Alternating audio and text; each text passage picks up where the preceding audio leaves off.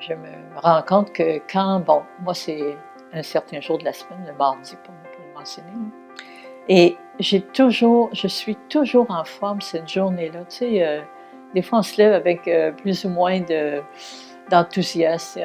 C'est encore une autre journée, et ça peut nous arriver d'avoir des petits passages.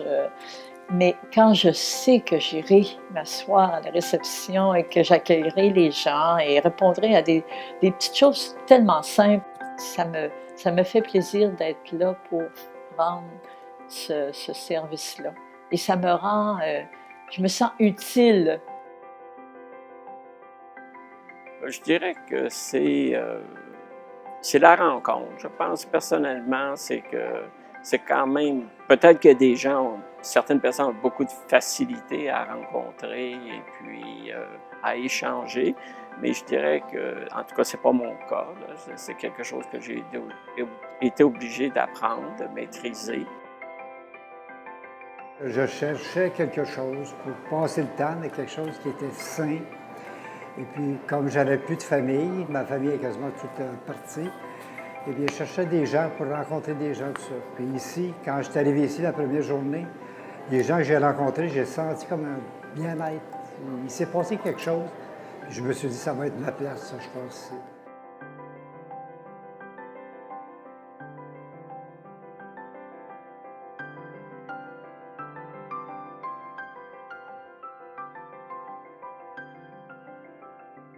L'enjeu, c'est de bien vieillir, hein? Et puis de vieillir en forme, de vieillir en santé, de vieillir avec des projets, de vieillir en se sentant utile. Et ce qui est d'extraordinaire avec Projet Changement, avec nos centres communautaires, c'est que, justement, on contribue à ces possibilités-là. Oui, bonjour, Mme Rio, c'est Lise au Projet Changement. Comment ça va aujourd'hui? Les grandes chaleurs ne vous ont pas empêché de faire votre promenade quotidienne? Au début, je faisais ça pour les gens que j'aidais. Je le fais encore, évidemment, pour les gens que j'aidais. Mais ça m'aide aussi beaucoup. Ça m'aide. Moi, je considère que j'ai été assez chanceuse dans ma vie. Chacun a ses petits problèmes, c'est sûr, mais je pense que j'étais plus chanceuse que la majorité des gens. Alors, je me dis, je redonne un peu. Et moi, ça m'apporte de l'amour.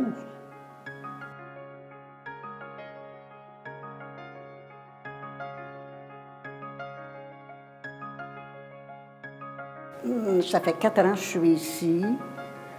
Dans la première année, je suis venue là, quand ça a commencé en septembre. J'ai toujours suivi, mais moi, je ne parlais pas beaucoup, je ne m'intégrais pas beaucoup. Oui, les gens étaient sympathiques. J'ai appris à me mêler avec les gens, à parler.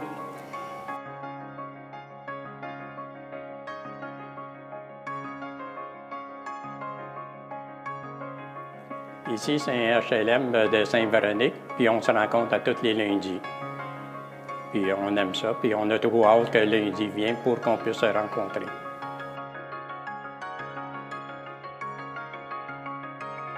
Je m'engage dans ma communauté. Ce sont des groupes d'entraide dans les tours d'habitation pour aînés. Ça a commencé ici sur le plateau Mont-Royal il y a 3 ans. C'est une idée qui est sortie du projet Changement. Mais maintenant, on va un peu plus loin. Il y a des organismes dans d'autres quartiers de Montréal qui ont embarqué avec nous autres. C'est une façon de donner le pouvoir d'agir aux aînés. C'est quoi le pouvoir d'agir? C'est prendre en main. C'est juste ça.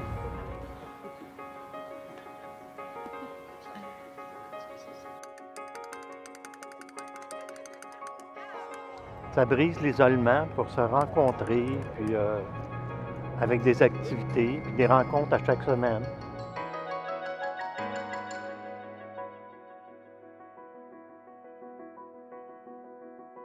C'est sûr que des fois, on est étiqueté comme un centre de loisirs, mais on ne fait pas de loisirs. En fait, on fait un volet de notre activité qui est le développement social et communautaire.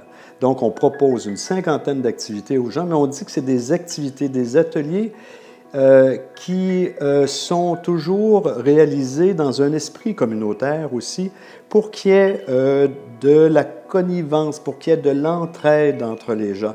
Les activités deviennent un prétexte pour, justement, pour réseauter, se faire des connaissances, développer des liens, tisser des liens et se faire des amis, se faire un réseau finalement. C'est ça qui est important parce qu'on est là pour briser la solitude, pour contrer l'isolement.